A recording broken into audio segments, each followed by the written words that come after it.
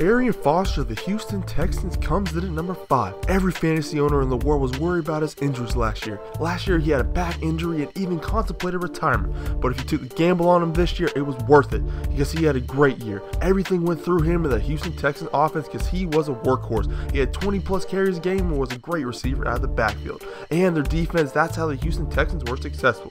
He had 1,246 yards, 8 touchdowns, and he also had 4 receiving touchdowns to go along with that. Arian Foster was a valuable fantasy running back in only 13 games this year.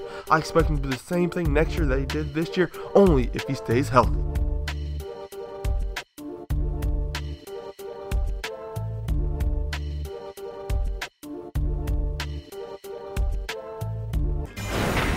Coming in at number 4 is Matt Forte of the Chicago Bears. Even though Chicago struggled, he did not. He had a great fantasy season.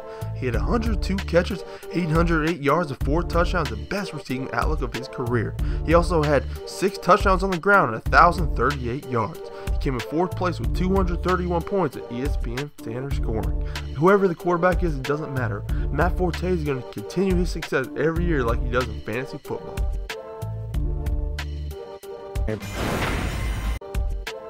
Beast mode Marshawn Lynch comes in at number 3. Everybody was expecting him to have a down year, even me, but he does what Marshawn Lynch does.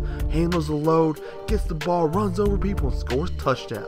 He had 280 attempts on the ground, 1,306 yards, about 5 yards to carry, and 13 touchdowns. He also had 40 catches, 360 yards, and 4 touchdowns. He came in 3rd place with 253 points, and if he stays in Seattle and gets all the free agent things cleared up, I expect him to have another great season just like he did this year.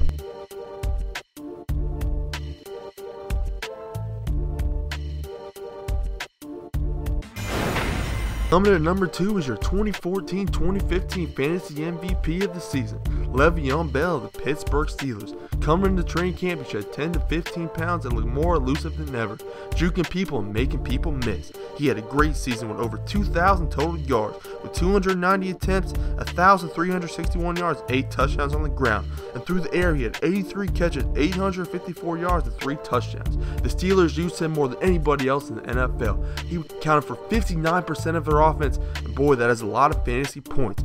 They used him in a majority of ways. Of course, in the backfield, in the slot, throwing the bubble screens and getting him out in space, and even by the goal line, throwing him fade. Season with 272 fantasy points. If they keep up his usage, I believe Le'Veon Bell will reclaim a spot as a fantasy MVP.